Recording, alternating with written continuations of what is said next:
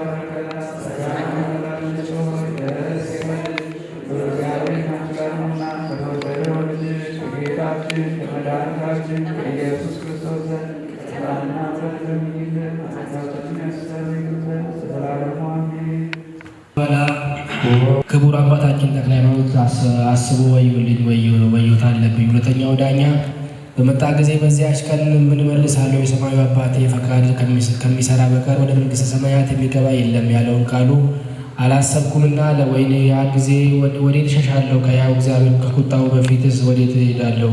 እጄም ማጸናለሁ ወየውልኝ። ለሰማያዊ ሙሽራ ሰርግ በበጎ ሥራ ያልተሸለምኩ እኔ ወየውልኝ። ጨው ምግብን ሁሉ እንዲጣፍጥ እሱን ግን የሚያጣፍጠው እንደሌለ አልጫም ከሆነ በኋላ ከአፋ ጥለው ሰዎች እንደሚረግጡት ሆኛለሁና ለመብራት ቢጠፋ የሚያበራለት የለም። ጨለማ ከሚወርሰው በቀር ባለመድኃኒትስ ማን ይፈውሷል? ራሱ የሚድንበትን መንገድ ካላወቀ ነፍሱንም በሌላ እንዲሁ ሆነች። ሌሎችን አጣፈጥኩ፣ ለራሴ ግን አልጫ ሆንኩ።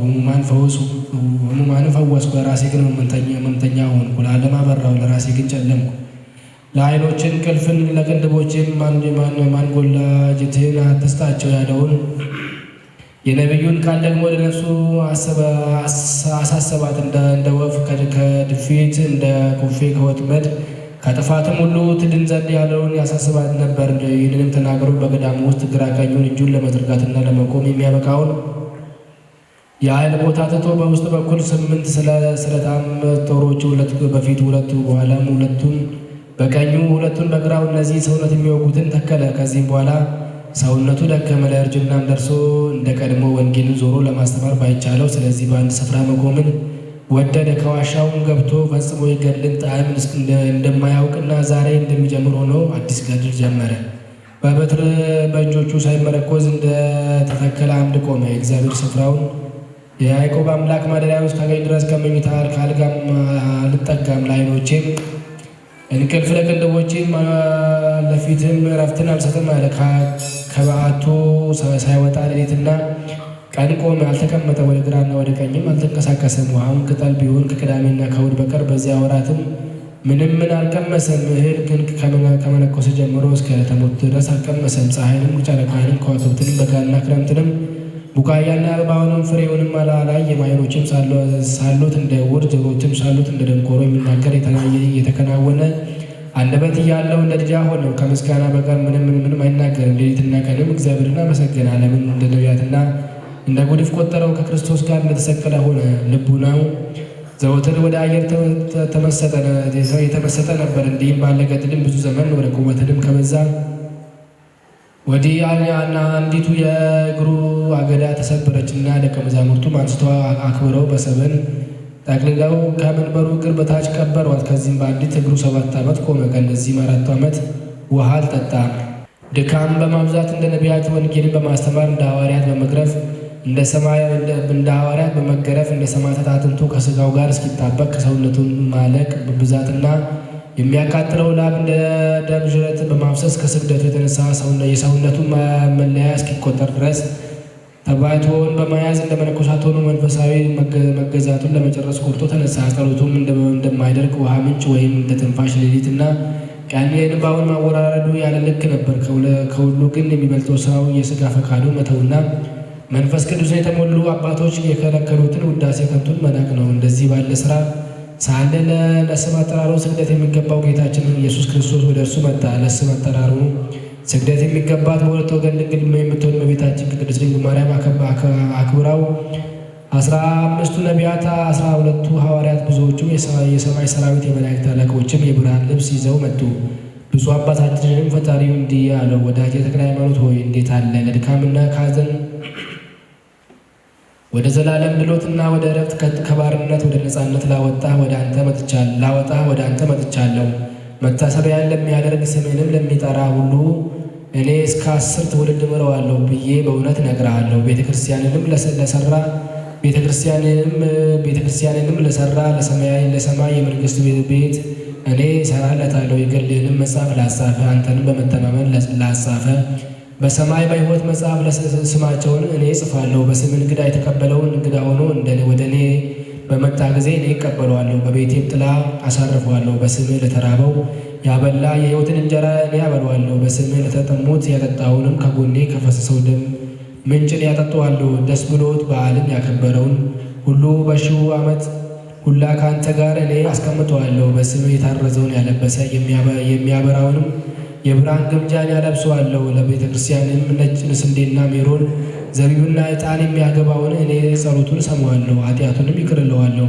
ከዚህ ሁሉ ድሃ የሆነው ሰው ቢኖር በመታሰቢያ ቀን ያዘነውን ቢያጽናና ድውዩንም ቢጠይቅ ለመታሰቢያ በሚደረግለት ሁሉ ቅጠል በመቁረጥ ቢሆን ወይም እንጨት በመፍለጥ ውሃ በመቅዳት ቢሆን በዚህ ሁሉ ቢራዳና ቢያገለግልኝ ለመንግሥተ ሰማያት አበቀዋለሁ።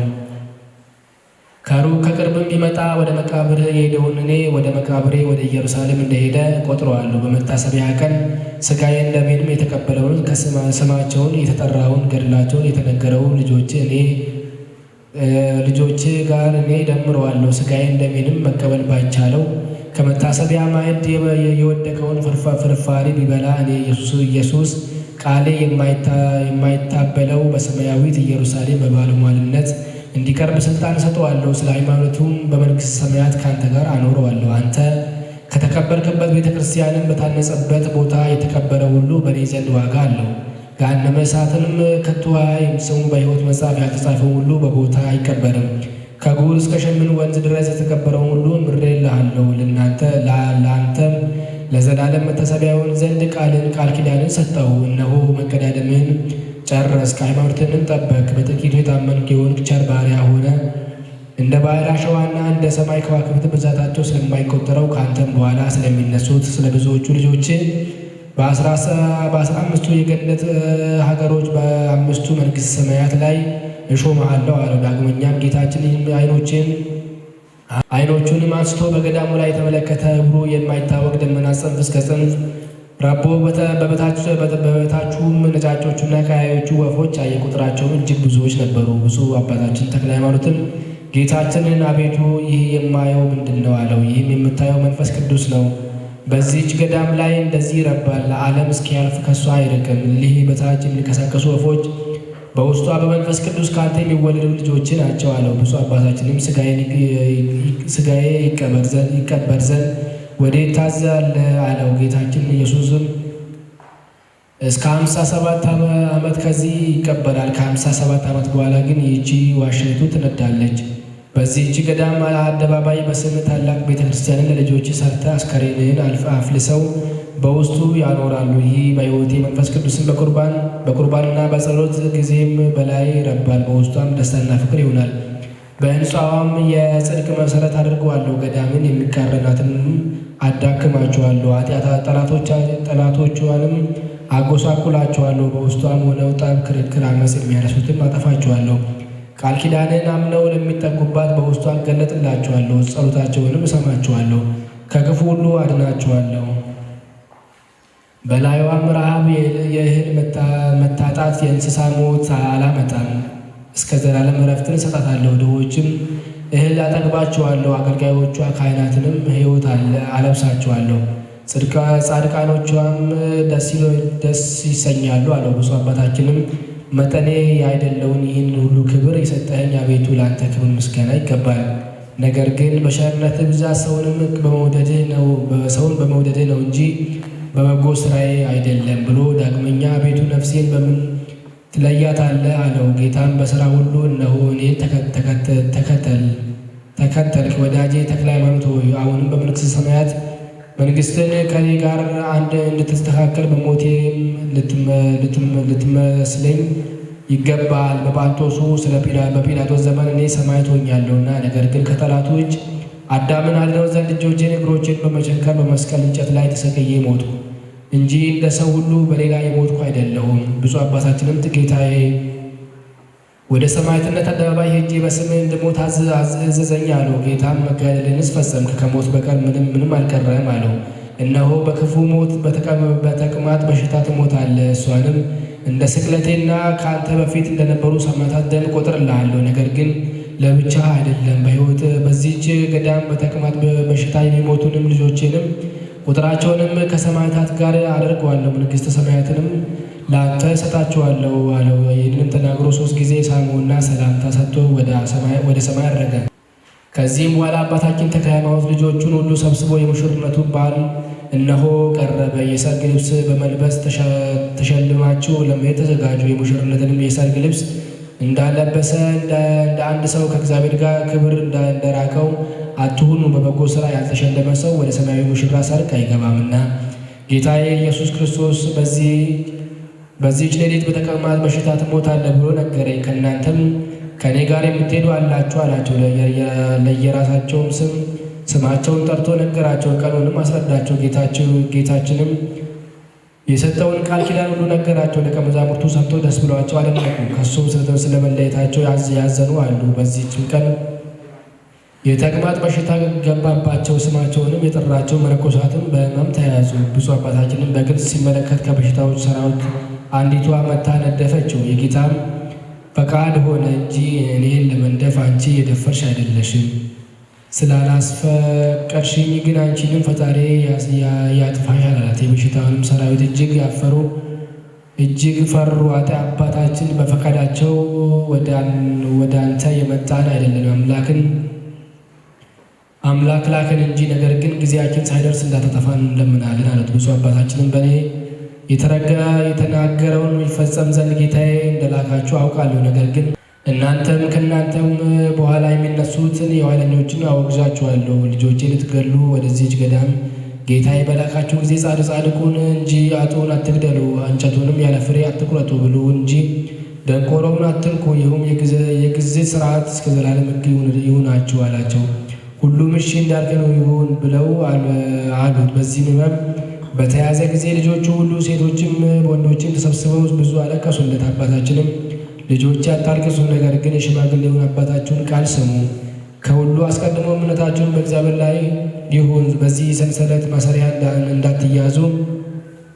እንደ ዓለም ሰዎች ስለ ልብስና ስለ ምግብ ሀሳብ አታብዙ። በየጊዜውም ሁሉ መጸለይን አታቋርጡ። በቤተ ክርስቲያንም ሌሊትና ቀን አገልግሉ። እግዚአብሔርን በሚወደው ገንዘብ የሥጋ ንጽሕናን ጾምን ውደዱ።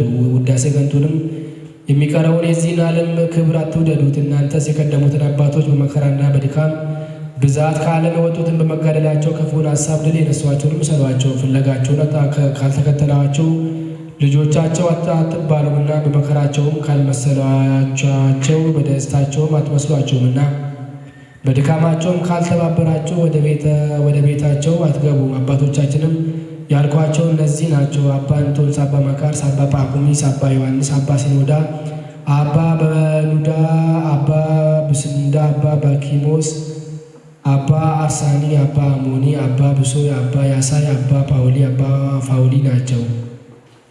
የቅዱሳኑን ሁሉ ስም ጠራና እነሱን መስሏችሁ ኃጢአተኛ አባታችሁን እኔ ደግሞ ምስሉ ስለ ትምህርትም በመብል በመጠጥም ልባችሁን እንዳይከብድ ሥጋ ከመብላትና ጠጅ ከመጠጣት ተጠበቁ። ለመመካትም በዓለማዊ ልብስ አታጌጡ። የመላእክት አክሴማ ከዓለማዊ ሥራ ጋር አይስማማምና፣ በዓለምም ያለውን ሁሉ አትውደዱ። ዓለሙንም ፈቃዱም ኃላፊ ነውና፣ የእግዚአብሔርን ፈቃድ የሚያደርግ ግን ለዘላለም ይኖራል።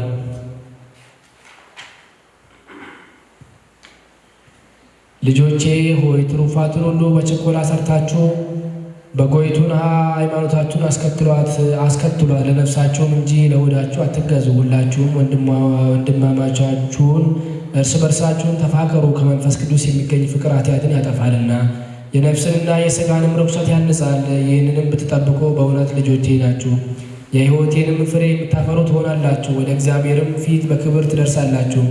ኤልሳም ስለ እኔ አባት ይሆናችሁ እስክልክባችሁ ድረስ ከኔ በኋላ ይቁምላችሁ፣ ነገር ግን በሹመቱ አይቆይበትም።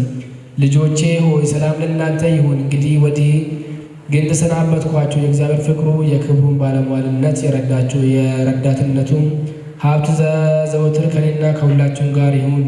ይህንንም ከተናገረ በኋላ በዕብራውያን በአብ ወር 17 በሮማውያን በአውግስጦስ 16 በግብፃውያን በነሐሴ 24 ቀን በሆነ ጊዜ በዚህች ሌሊት ሕመሙ ጸናበትና ሊሞት ደረሰ። ከበውትም ያሉ ልጆች አለቀሱ። ዋሻውንም ብርሃን ከበው በዚያውም ስፍራ ነፍስና ሥጋን ደስ የሚያሰኝ ልብ የሚመስል በጎ ሽታ መላ። ድንጋጤውም እስኪይዛቸው ድረስ አንዲቱም መነኩሲት በችኮላ አባታችን ሆይ የበደልንን ይቅር በለን አለች። አባታችን በማወቅ ወይም ባለማወቅ የሰራችሁትን ዕዳ በደላችሁን እግዚአብሔር ይቅር ይበላችሁ። ዳግመኛ አባታችን በቃል የታሰሩ እንዳሉ ፍታ አለችው። ብፁዕ አባታችንም ከሰው እስከ እንስሳ ድረስ የታሰሩ የዱር አራዊትን ሁሉ የተፈቱ ይሁኑ። የዱር አራዊትና አዕዋፍም አፋቸው በታሰሩ በ18 ዓመት ተፈታ። በዚህችው መነኩሲት ልትራቀቅ ወዳ ለእኛም ለእነሱም ብዙ ድካምንም አመጣች። ይሁም ካለችበት በኋላ ሁሉ ከፍርሃታቸው ብዛት የተነሳ ወጡ። ያን ጊዜም ጌታችን ኢየሱስ ክርስቶስ ከእናቱ ቅድስት ድንግል ማርያምና ከሚካኤልና ከገብርኤል ከ24ቱ ካህናተ ሰማይም ማዕጠንታቸውን በእጃቸው ይዘው ከብዙዎቹ ከሰማይ መላእክት ጋር ታያቸው። የብርሃን ድባብ የያዙ አሉ፣ መነሳነስ መብራት የያዙ አሉ። ክቡር አባታችን ተክለ ሃይማኖትም ጌታን ባየው ጊዜ በጉልበቱ ሰገደ። ፈጽሞም ጭኑ እንዳልተሰበረ ሆነ። ከደስታውም ብዛት የተነሳ የሕመሙ ጽናት አልታወቀም። ጌታችንም ወዳጄ ተክለ ሃይማኖት ሆይ ድካምን ሁሉ መከራንም ለመታሰቢያ ይሆን ዘንድ በሰማያዊት ኢየሩሳሌም ተጻፈ አለው። ጌታችንም ይህን የተነጋገረውን የአባታችንን የተክለ ሃይማኖት የቅድስ ነፍሱ ከቅዱስ ሥጋው የተለየች ጌታችን ኢየሱስ ክርስቶስ እቅፍ አድርጎ ሳማት። የጸራሽ ንጽሕት ቅድስት ነፍስ ሆይ ወደ እኔ ነይ አላት። ወደ ላይም ሲያሳርጋት የጻድቅ ሞቱ በእግዚአብሔር ፊት ክቡር ነው እያሉ መላእክት የምስጋና መሥዋዕት አቀረቡ። በዓለም የደከመ ለዘላለም ይድናል ጥፋትንም አያይምና እግዚአብሔር የሠራት ቀን ይህች ናት። በእሷም ደስ ይበለን ሐሴትን እናድርግባት ያሉ አሉ። ብዙዎችም የሰማይ ሰራዊት በዳዊት ቃል ያመሰግናሉ። ሁሉም ቅድመ ዓለም ለነበረ ዓለምንም አሳልፎ ለሚኖር ለእግዚአብሔር በሰማይ ምስጋና ይግባው። ሰውንም ለወደደው በምድር ሰላም ላንተ ይሁን ይላሉ። ይህንንም እያሉ ከአብ ከመንበሩ ፊት አደረሷትና ከዚያም ሰገደች። ወስደውም በሕይወቷ ወዳየችው ወደ ዘላለም ርስቷ አስገቧት። ጌታችንም ወዳጄ ተክለ ሃይማኖት ሆይ ይህንንም የመንግሥተ ሰማያት አዳራሽ በሰው ልጅ ሐሳብ የማይለካውን ውሰድ አለው። የመለኮትን ባሕርይ የሚናገር የእሳት አንደበት ያለው ልብሰ መንግሥት አለበሰው። በመስቀልም የተጌጡትን ሰባቱን የብርሃን አክሊሎች አቀዳጃቸው።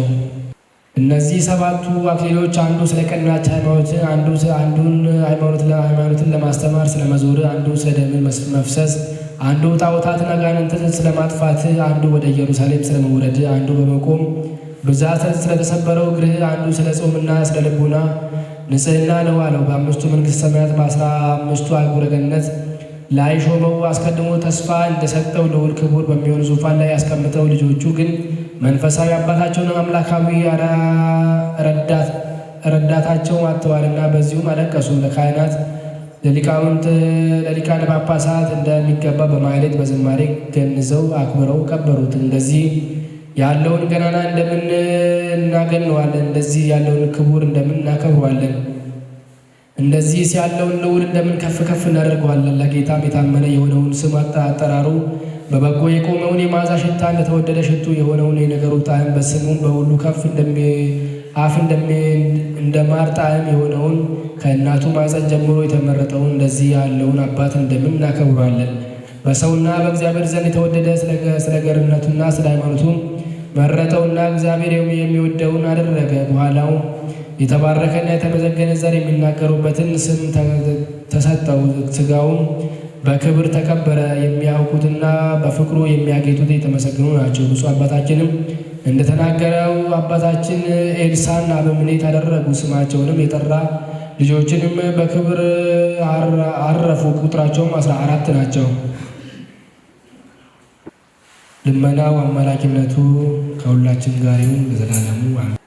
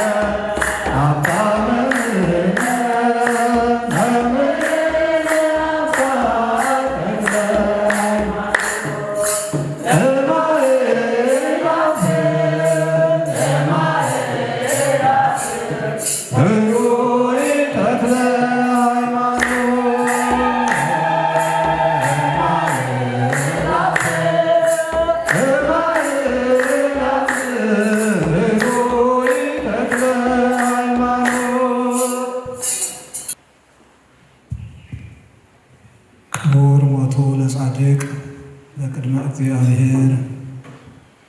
የተወደዳችሁና የተከበራችሁ አባቶች ካህናት፣ ወንድሞች ዲያቆናት፣ የሰንበት ትምህርት ቤት መዘምራንና መዘምራት እግዚአብሔር አምላካችን በተቀደሰ አጠራሩ ጠርቶ በዚህ ታሪካዊ ቦታ የቃል ኪዳን ስፍራ የቤተ መቅደሱ ያሰባሰባችሁ ክርስቲያኖች፣ ወንድሞች፣ እህቶች፣ እናቶች፣ አባቶች፣ ሁላችሁ ክርስቲያኖች በእግዚአብሔር ስም ሰላም እንደምሰነበታችሁ።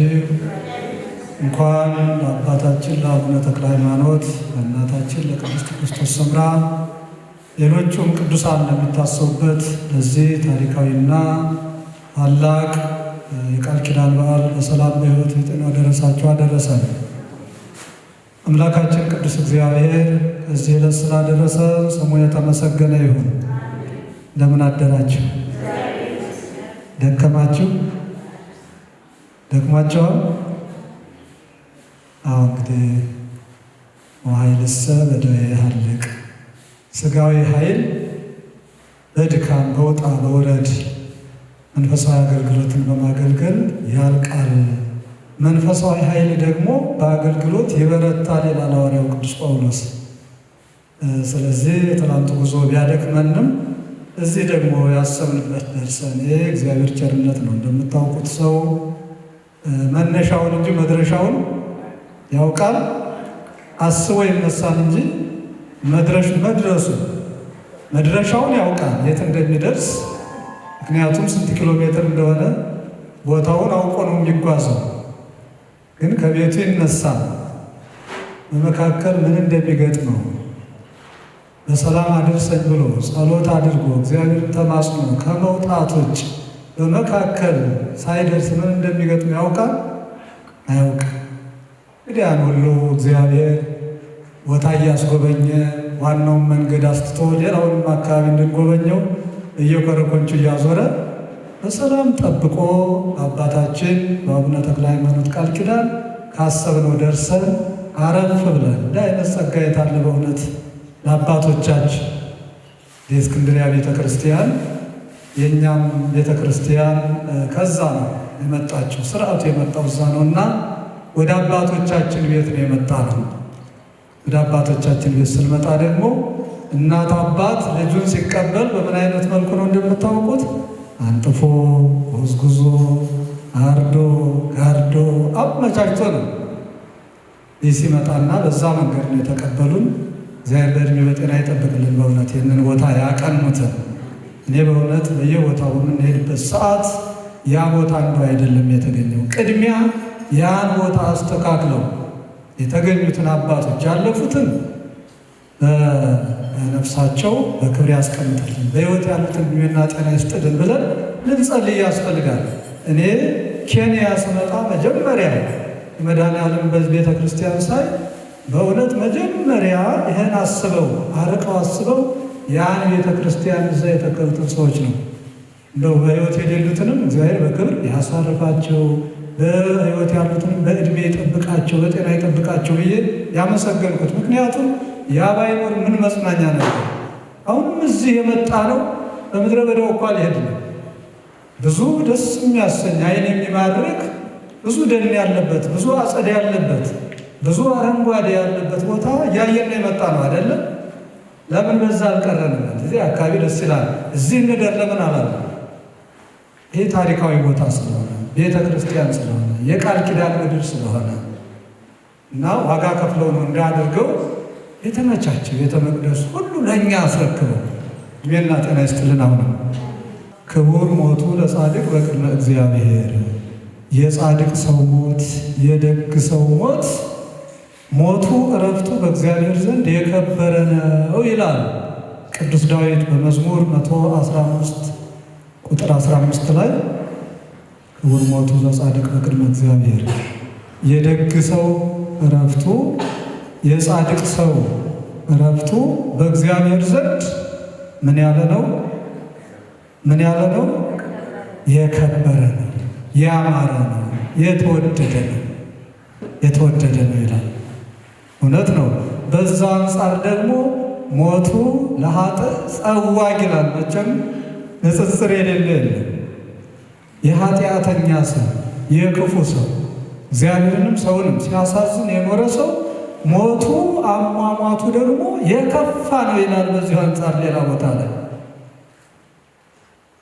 እኛ ግን የክፉን ሞት አይደለም የምንማረው፣ የጻድቅ ሰው ሞት በእግዚአብሔር ዘንድ ምን ያህል የተወደደ እንደሆነ፣ የደግ ሰው ሞት እግዚአብሔርን በሕይወቱ ያከበረ፣ እግዚአብሔር በሕይወቱ ያከበረው፣ እግዚአብሔርን በሕይወቱ ሙሉ ያገለገለ፣ እግዚአብሔር የወደደው የደግ ሰው የጻድቅ ሰው። ጻድቅ ማለት እውነተኛ፣ ቸር፣ የእግዚአብሔር አገልጋይ፣ መላ ሕይወቱን መላ ዕድሜውን ለእግዚአብሔር የሰጠ ማለት ነው እና የደግ ሰው ሞት እረፍት በእግዚአብሔር ዘንድ ያማረ የተወደደ ነው ይላል።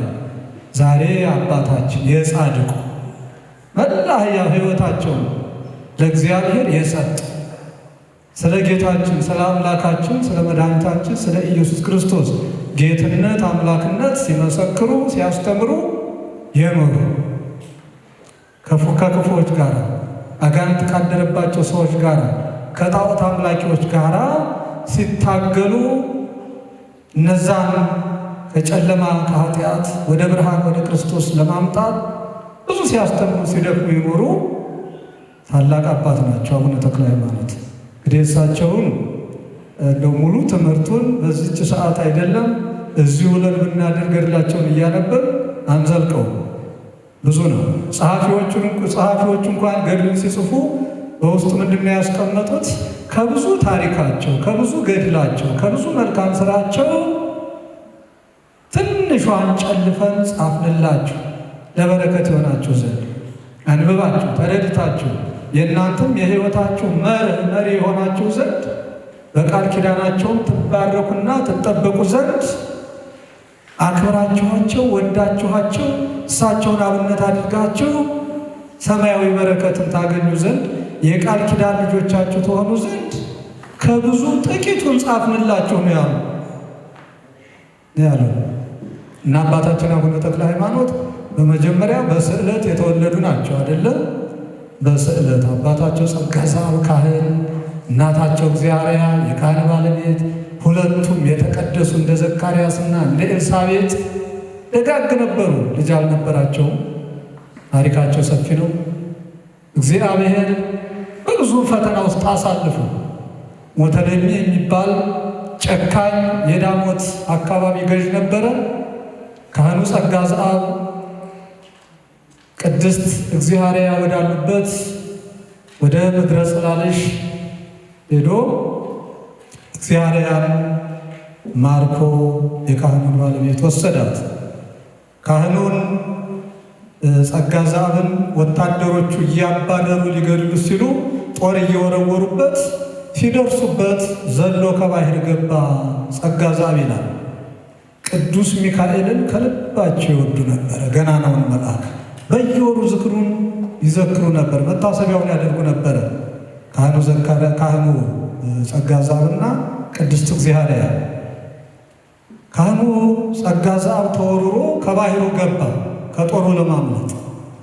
ያን ጊዜ ቅዱስ ሚካኤል ጊዜው ቀኑ መጋቢት 12 ነበር የሆነ ኃይል ይሄታል አዳኙ መልአክ ገናናው መልአክ ዛሬ በመከራ ውስጥ ነኝ ብሎ ድረስልኝ እያለ ሲጸልይ ያ ባህሩ እንደ ድንኳን ሆኖለት ከዛ ውስጥ እየዘመረ እየጸለየ 3 ቀን ከባህሩ ውስጥ ሰነበተ ይላል ጸጋ ዘአብ።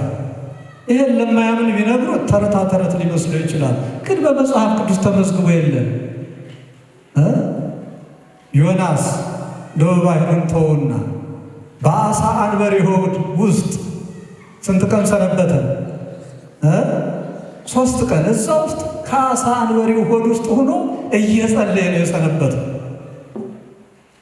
አጥፍቶ ነበር፣ አልታዘዝም ብሎ ነበር። እግዚአብሔር ግን ሊቀጣው ሳይሆን ሊያስተምረው ስለፈለገ ሃይማኖቱንም ሊያጸናለት ስለፈለገ ነውና አቤቱ በጥፋቴ ነው ይሄ የመጣብኝ፣ ግን አንተ ቸርነህ ቀና ብዬ ቁሜ እንዳልሰግድልህ በአሳ ሆድ ውስጥ ነው ያለሁት። እሰግድ በበረከ ልቤ፣ እዛ ውስጥ ሆኜ በልቡናዬ ጉልበት በህሊናዬ ጉልበት ግን እሰግድልሃለሁ እያለ ከአሳው ሆድ ውስጥ ሆኖ የአሳው ሆድ የአንበሪው ሆድ እንደ ሳሎን፣ እንደ ጸሎት ቤት፣ እንደ ቤተ መቅደስ ሆኖለት 3 ቀን ሰነበተ። አልሰነበተም? ታዲያ የሐዲስ ኪዳኑ ካህን ያ በብሉይ ኪዳን ነው ዮናስ። የሐዲስ ኪዳኑ ካህን ሥጋ መለኮትን የሚፈትተው ካህኑ፣ ደመ መለኮትን የሚቀዳው ካህኑ፣ የሐዲስ ኪዳኑ ካህን ጸጋ ዘአብ 3 ቀን በዓይኑ እንደ ድንኳን ሆኖለት ሰነበተ ቢባል ያጠራጥራል? አያጠራጥር።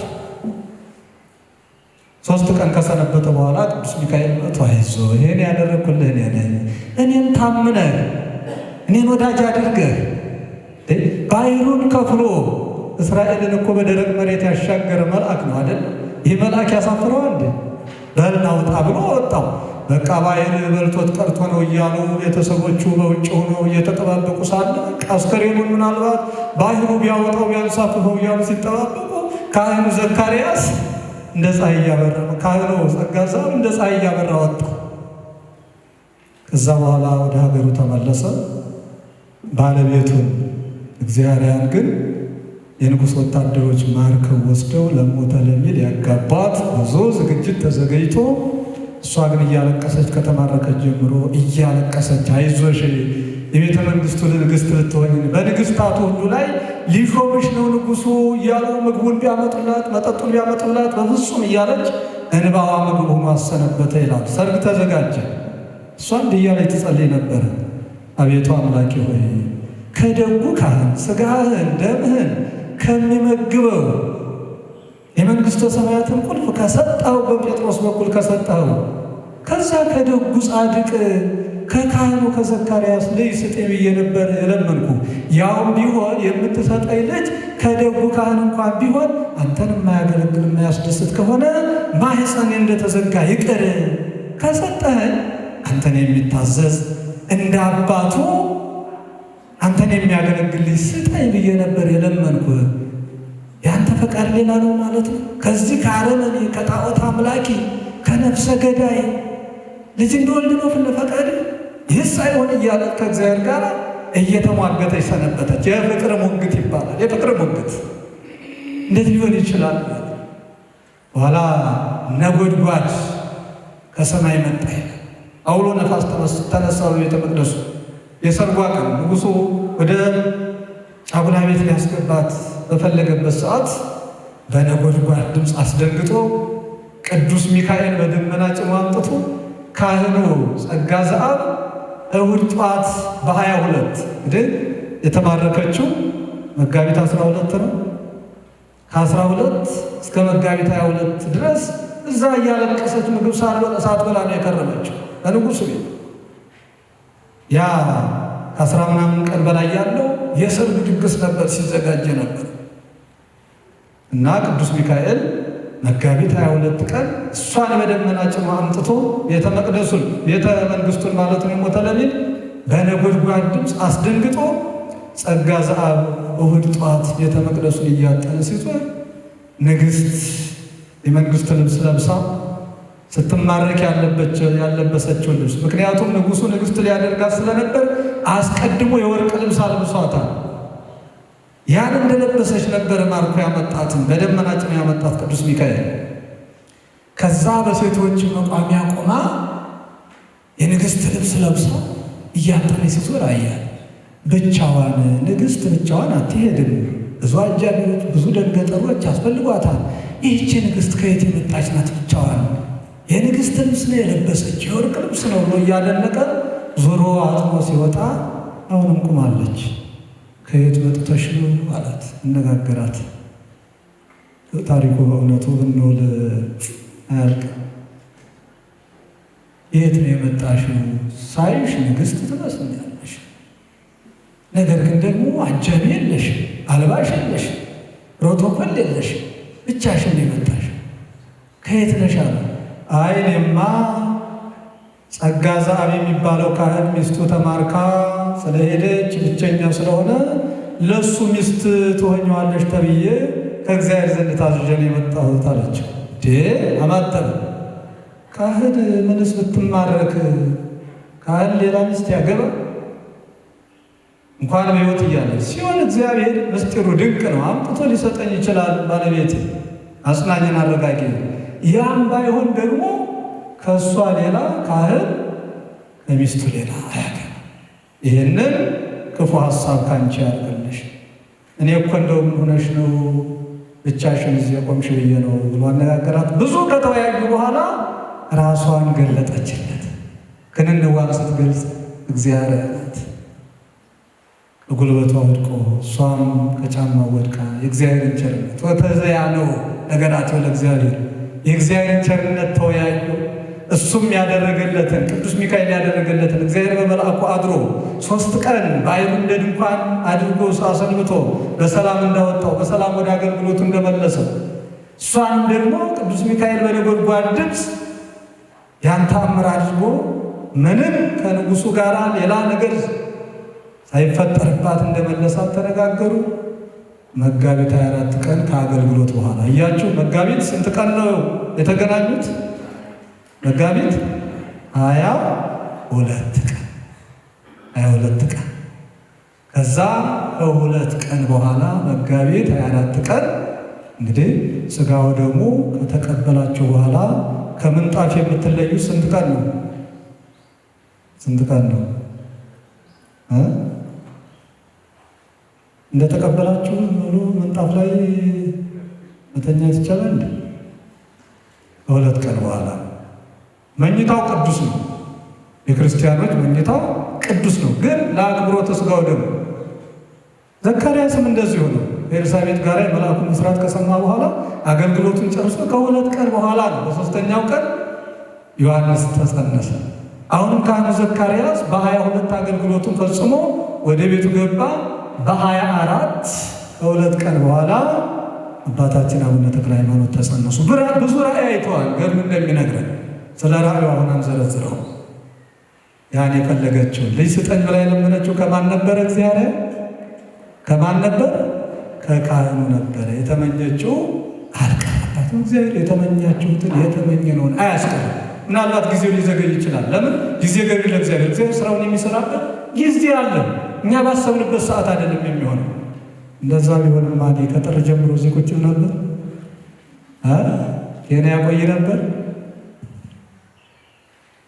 እንግዲህ እንደው ጊዜ ችግር ማውራት እንዳትሉ እንጂ ትልቅ አገልግሎት እንኳን እግዚአብሔር ይመስገን፣ ግን ደግሞ ለቤተሰብ የሚሆን ብዙ ነገር የማገኝበት ነበር። መቼም ለልጆች የተሻለ ነገር ይሆናል በሚል መቼም ስደት ከሰው ከሀገሩ ከወጣ የተሻለ ቦታ ላይ ማረፍ ይቻላል በሚል ነበር አይደል? 1-2 ወር የመጣው የእግዚአብሔር ፈቃዱ ገና ነው።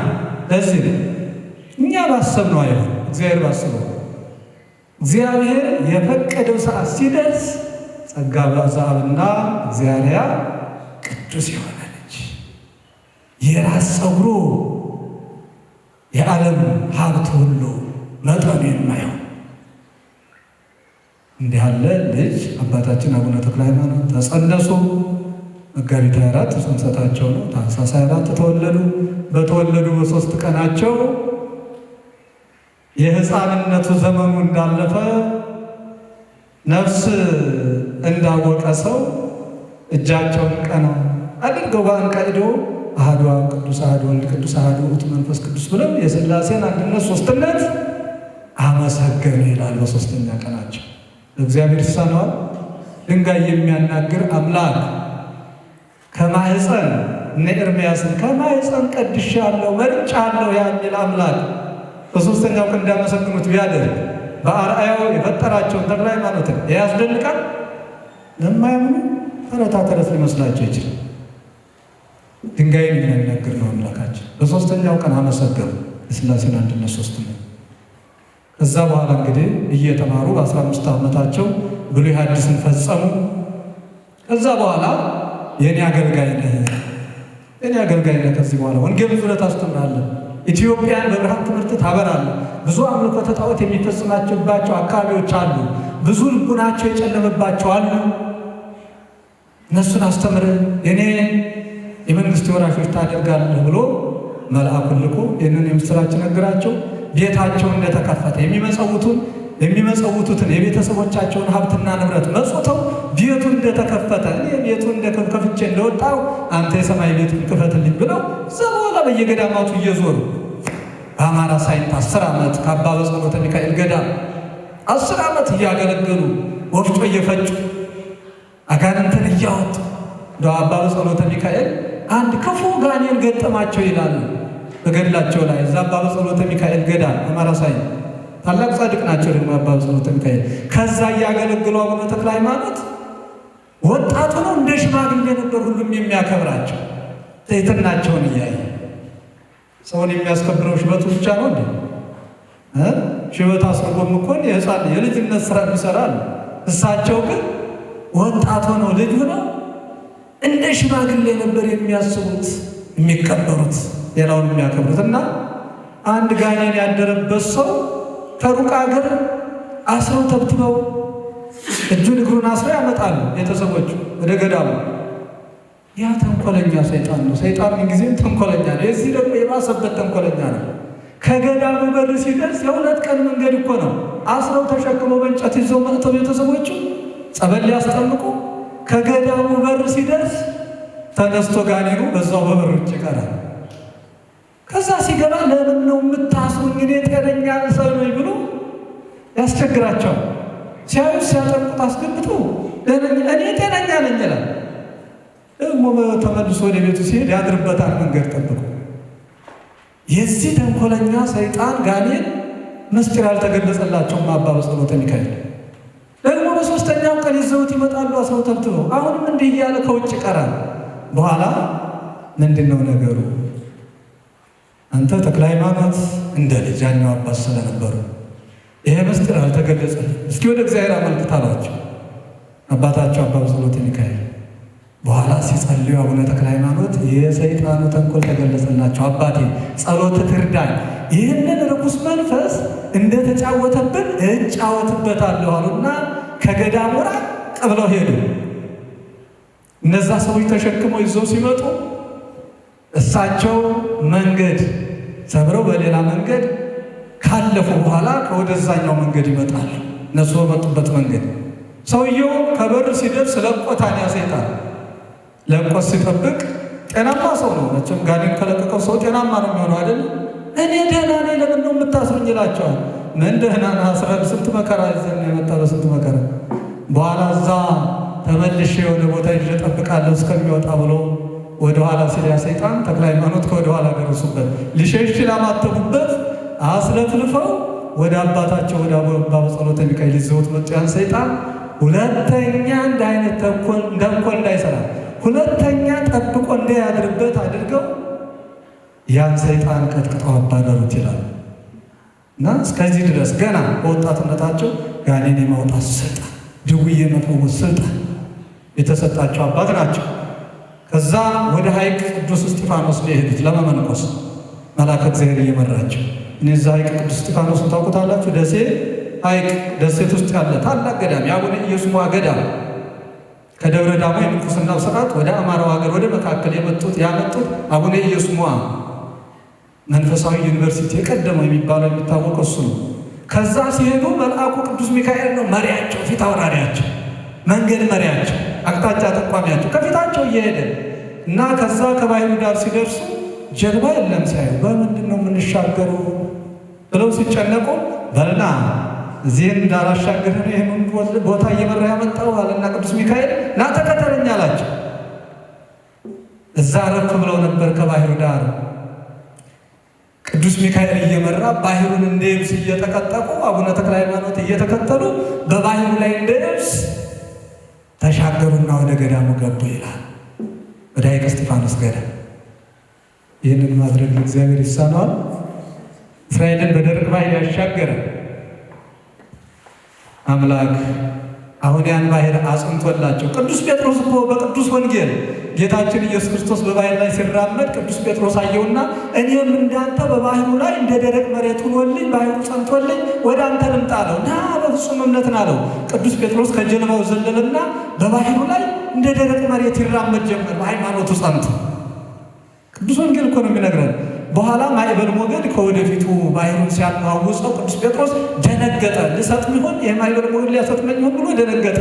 ሲጠራጠር ወደ ታች ይንሸራተት ጀመር። ያ የጸናው ባህር ይዞት ወደ ታች ያሰጥሞ ጀመር።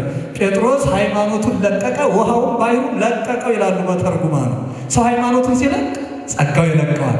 ያን ጊዜ አድነኝ ብሎ ጮኸ። አንተ ተጠራጣሪ ጸንቶልህ በሃይማኖት ጸንተህ ሳለ ባሕሩ እንደ ደረቅ መሬት ጸንቶልህ እየመጣ አልነበርም? ለምን ተጠራጠርክ ብሎ እጁን ይዞ ጎተተው እንዳይሰጥም ይላል። እና ለጴጥሮስ ይህን ያደረገ ቅዱስ ሚካኤል በዛው ባሕሩ ላይ እየመራ እንደ ደረቅ መሬት አሻገረው ይባል ያስደንቃል።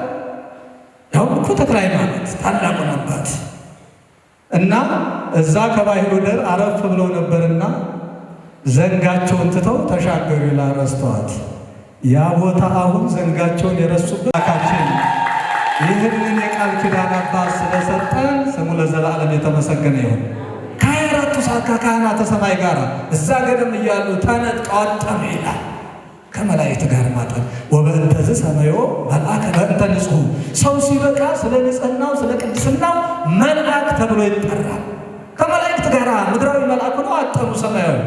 እዛ በኋላ ነው ደግሞ አሁንም አቡነ ኢየሱስ ጋራ ባሕሩን እየተቀጠቁ ወደ ደብረ ዳሞ ሸኛቸው። አሁን በደረቅ ባሕር ተሻግረው ደብረ ዳሞ ሄደው ደብረ ዳሞ ደግሞ ከ10 ዓመት በላይ እዛ ገዳሙን ሲያገለግሉ ቆይተው በዛ ዓመቱ ተአምራት ሲያደርጉ ቆይተው አስኬማ መላእክት የመላእክት አስኬማ የሚባል አለ። እዛ ብቻ የሚሰጥ ደብረ ዳሞ ያን ተቀብለው ከዛ እንግዲህ ደብረ ዳሞ ታውቁታላችሁ አይደለ? በገመድ ነው የሚወጣው። ሄጃለሁ በአጋጣሚ እየተሳበ ነው እየተንጠላጠለ የሚወጣውና በዛ በገመዱ ሊወርዱ ሲሉ ወደዚህ ሊመለሱ አገልግሎታቸውን አከናውነው ሰይጣን ምን ያደርጋል? ገመዱን ቆረጠባቸው። እዛው ተፈጥፍተው እንሞቱ።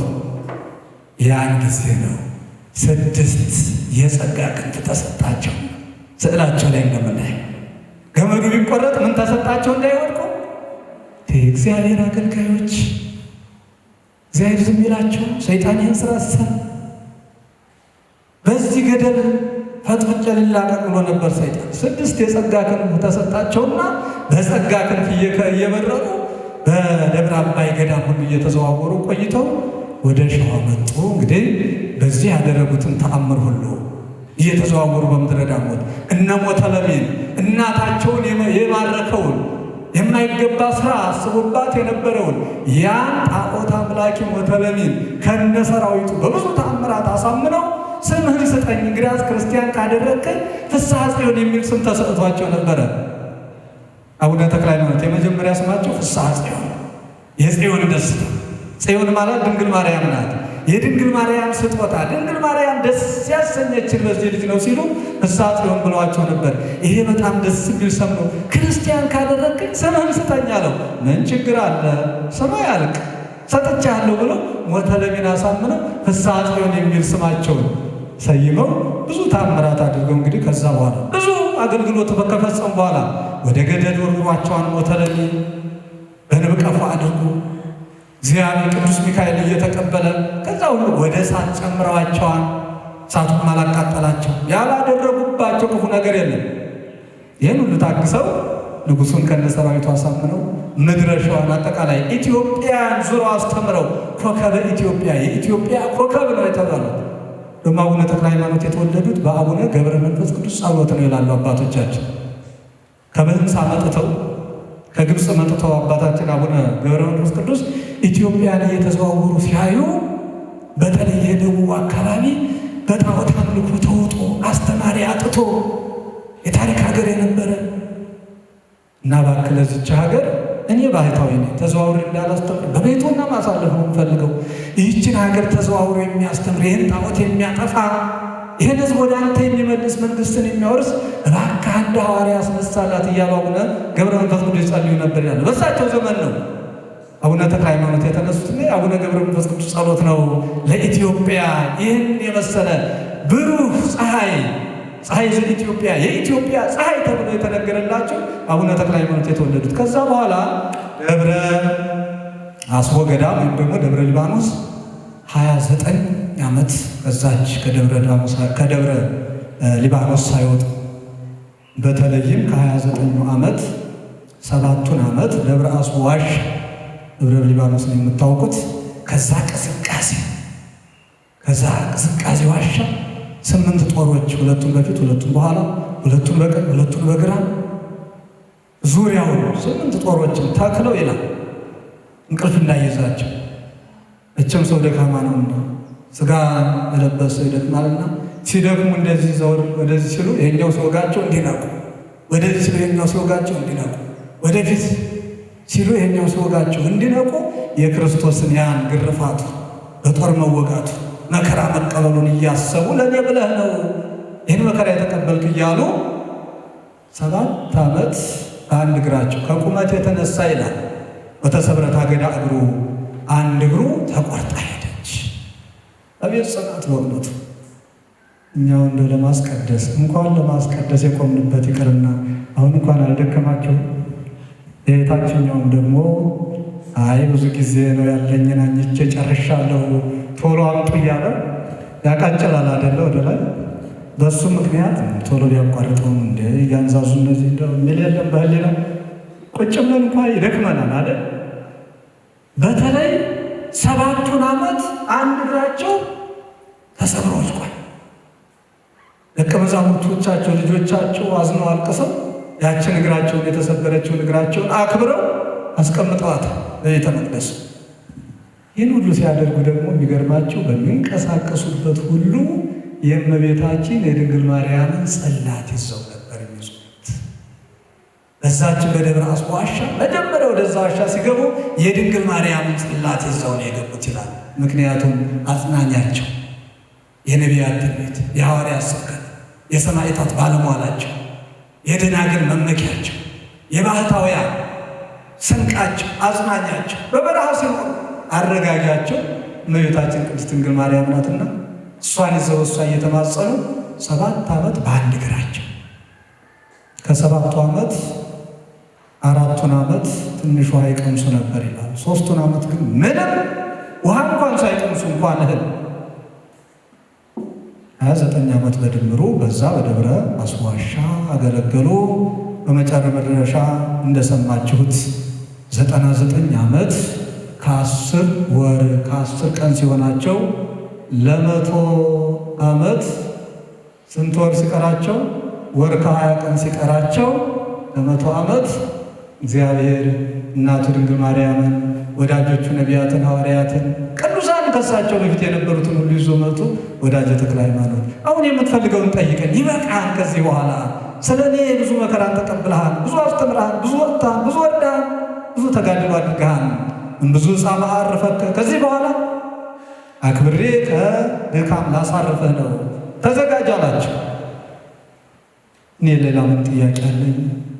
ስሜን የጠራ መታሰቢያን የሚያደርግ ቤተ መቅደሴን የሚያንጽ በአጠቃላይ አንተን አምላክነት ቸርነት አምኖ አንተ የምትገባልኝን ቃል ኪዳን ተስፋ አድርጎ መልካም ስራ በስሜ የሚያደርገውን ሁሉ የክብር ወራሽ እንድታደርግልኝ፣ የመንግስት ወራሽ እንድታደርግልኝ፣ የስም ቀዳሽ እንድታደርግልኝ ይሄ የኔ ምኞቴ ድካም የሚሄነዋል።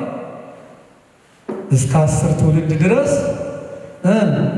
እምርልሃለሁ። ለስም አጠራሩ ምስጋና ይግባ። በእውነቱ ይህን ተስፋ አድርገን ነው እንደኛ ስራማ በእውነት ታጥቦ ከጭቃዎች ነናል። ዛሬ ወደዚህ ጉዞ አድርገናል፣ ወደ በረከት ቦታ ደግሞ ትንሽ ኬሳችን ሞላ ሲል ወደ እንጓዛለን። የምንጓዙበትም ታውቁታላችሁ። በረከታችን ወደሚያሳጣ እግራችን ይሮጣል።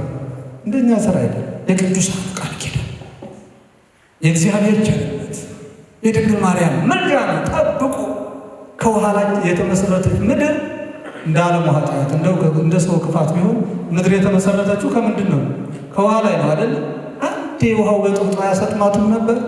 እኔ እግዚአብሔር ቸርነት አለ፣ የቅዱሳኑ ቃል ኪዳን አለ፣ የድንግል ማርያም ቃል ኪዳን አለና እስከ 10 ትውልድ ድረስ እምርልሃለሁ። ቤተ ክርስቲያን ቀን ያሰራ ዝክረን መታሰቢያን የሚያደርግ በበዓልህ ቀን ተገኝቶ የሚፈለገውን አገልግሎት በሚችለው መልካም ስራ የሚያደርግ ሁሉ የአንተ የክብር ተካፋይ ያደርግልሃለሁ፣ መንግስቴን አወርስልሃለሁ ብሎ በዚህ ቃል ኪዳን አጎናጽፎን ቃል ኪዳን ለልጆቻቸው ለቃል ኪዳን ልጆቻቸው ሰጥቶ በ7 አክሊላት የብርሃን አክሊላት አቀዳጅቶ መላእክት እየዘመሩ እልል እያሉ ክቡር ሞቱ ለጻድቅ በቅድመ እግዚአብሔር ነቢዩ የደግ ሰው ሞት በእግዚአብሔር ዘንድ የከበረ ነው። ሞቱ በመላእክት ታጅበ ነው። እረፍቱ በመላእክት በይባቤ መላእክት ነው። በቅዳሴ መላእክት ነው። በመዓዛ ገነት ነው። የገነትን መዓዛ እያሸተቱ ቅዱሳን ነፍሳቸው ከስጋቸው ስትለይ መላእክት የገነትን መዓዛ አምጥተው ያሸቷቸዋል። ያን ጊዜ በደስታ ነው ወደ ላይ ለመውጣት ነፍሳቸው የምትለየውና በዚህ መንገድ እረፍታቸውን መላእክት አክብረው የቅዱሱን ነፍስ በዛሬው ዕለት ተቀብለው ወደ ገነት አሳርገዋታል። ስለዚህ የጻድቅ ሞት የደግ ሰው እረፍት በእግዚአብሔር ዘንድ ያማረ ነው፣ የተወደደ ነው። ይህንን የተወደደ አባት ቃል ኪዳናቸውን አስበን ገንዘባችሁን፣ ጉልበታችሁን፣ ጊዜያችሁን መስዋዕት አድርጋችሁ በተለይ ደግሞ በዚህ ግብፃውያን ተክለ ሃይማኖትን ከኢትዮጵያውያን ቅዱሳን እንደ ተክለ ሃይማኖት የሚወዱት የለም ይባል፣ ሁሉንም ይወዳሉ። ነገር ግን ተክለ ሃይማኖት ጋር ያላቸው ልዩ ትስስር ነው ይባላል። ግብፅም ራሱ ቤተ መቅደስ አላቸው። የሚገርም እንደሰማሁት እሲም ቤተ መቅደስ በስማቸው ሰይመው ይሄ ታላቅ ሰማዕት ማን ይባላል? ማን ይባላል? ሰማዕቱ ሚናስ። የሚገርም ጻድቅ ነው በግብፃውያን ዘንድ። ልክ እኛ በሀገራችን እንደ ተክለ ሃይማኖት አድርገው የሚያከብሩት ሰማዕት ነው። ሰማዕተ ስዕለት፣ ስዕለት ሰሚ። ኢትዮጵያ ውስጥ አንድ የታደለ ሰው እዛ ሀያት አካባቢ ከላይ ጊዮርጊስ ቤተክርስቲያን ይመስለኛል ከስሩ የቅዱስ ሚናስን ጽላት አስገብቶ እዛውን በዓሉ ይከበራል። የሚገርም ታላቅ ሰማዕተ ስዕለት ሰሚ ስለሆነ እና ከዚህ ከታላቅ ሰማዕት ጋራ ይህንን ቤተ መቅደስ የሰየሙት አባቶቻችን በማን ስም ነው? በተክለ ሃይማኖት ስም። እግዚአብሔር የተመሰገነ ይሁን። ይህንን ጸጋ የሰጠንና ይህ ቀን አባታችን አቡነ ተክለ ሃይማኖት ለልጆቻቸው የተትረፈረፈ ቃል ኪዳንን ከፈጣሪያቸው ተቀብለው ነፍሳቸው በክብር ወደ ገነት ያረገችበት የተትረፈረፈ ጸጋና በረከትን ለልጆቻቸው ያስተላለፉበት ነው። ደግሞ በዚህ ቦታ እንግዲህ ተገልጸው ስለታዩአቸው ተገልጸው 6 ክንፍ ያላቸው ሆነው በዚሁ በዛ ጸጋቸው ተገልጸው ስለታዩአቸው አክብረው ቤተ መቅደሳቸውን በስማቸው ሰይመው እኛም መጥተን በረከት እንድናገኝ አድርገውናል። ለአባቶቻችንም በእውነቱ ክብር ምስጋና ይግባቸው። ይህንን ባያደርጉ መቼ እንመጣ ነበረ? እዛው ከከተማው ወደዝና ወደ ልድ ነበር የምንውለው። ይህን ያደረገ አምላካችን ስሙ የተመሰገነ ይሁን። ጉዟችንን ወደ ኢየሩሳሌም ይጓዙ እንደነበሩት እንደቀደሙ አባቶቻችን ያደርግልን። እንግዲህ ቃል ኪዳን ኢየሩሳሌም የሚሄዱት ይሄዱ የነበረው በጉዞ አሁን እንኳን በትራንስፖርት ነው፣ በፕሌን ነው። የቀደሙት 6 ወር ተጉዘው ነበረ በሱዳን አደርግ ኢየሩሳሌም በረከት ለማግኘት ነፍሳቸውን ለማዳን የሄዱ የነበሩት አባቶቻችን። እኛ ደግሞ በእነ ተክለ ሃይማኖት ቃል ኪዳን እዚሁ የአንድ ቀን ውሎ ተጉዘን እዚሁ ደስ ተሰኝተን ኢየሩሳሌም የሄዱትን ሄደው ያገኙትን በረከት ነው የምናገኘውና ጉዟችንን ኢየሩሳሌም እንደተጓዝን ያደርግልን አምላካችን። የአባታችን ጸሎታቸው በረከታቸው የዚህ ታላቅ ሰማዕት የሰማዕተ ስዕለት የቅዱስ ሚናስ ጸሎትና በረከት የወላዲተ አምላክ የድንግል ማርያም ቃል ኪዳን የአምላካችን ቸርና ይታይልን። ቢረፍድም ለጥቅም ነውና የመጣ ነው። ደብረ ሊባኖስ ብንሆን አሁን ታቦቱ ይገባ ነበር ከዚህ ቀደም እዛ በትሆነ እዛም ባይሆን ሌላ ቦታ ታቦታቸው ከሚነግስበት ቦታ ብንሆን ከዚህ ቀደም ወደ ቤት እንሄድ ነበር፣ አንሄድም። ስለዚህ መቆየታቸውን እንዳትጠሉት። የመጣ ነው ለምንድን ነው? ለበረከት ነው። እግዚአብሔር ጸጋውና በረከቱን ያድለን ያድላችሁ። አባታችን ተክለ ሃይማኖት ደግሞ በደንብ እየመሩ እያንጎራደዱ ዙሪያውን እያዞሩ እያስጎበኙ አይናችንም እኮ ረክቶን ይሄድ ነው እንዴ! የመንፈሳዊ ጉዞ ጥቅሙ ብዙ ነው። የሚገርማችሁ ከአውሮፓ ተነስተው ብዙ ዶላር ከስክሰው የሚመጡት እንስሳውና ነምሩን ለማየት ነው አይደል? የሀገር ውስጥ ገቢ አለ፣ ስንት ገቢ አለ። ጨብጨብ አድርገው አይናቸው አንበሳውን አይተው ፎቶ አንስተው ለመሄድ። እኛ ደግሞ ስንመጣ አይናችንም የሚያየው ነገር አለ። እኔ እያደነኩ ነበር። አሁን ይሄ የምን እርሻ ነው የሚሉት? በእውነቱ ምን አይነት ልምላሜ ያላት ሀገር፣ ምን አይነት ሀገር ናት እያልኩ ነው እያደነኩ የመጣሁት። ያም በራሱ ጉብኝት ነው እግረ መንገዱ። ዋናው ደግሞ ሰማያዊውን በረከት ለማፈስ ነውና እግዚአብሔር በጻድቁ በአቡነ ተክለ ሃይማኖት ምልጃ በደንብ እየተንከባከበ እንዳመጣን እንዲሁ ደግሞ በሰላም አውሎ በሰላም አሳድሮ እየተንከባከበ መንገዱን አለስልሶ ወደ ቦታችን ወደ በዓታችን እንዲመልሰን ፈቃድ ይሁንልን።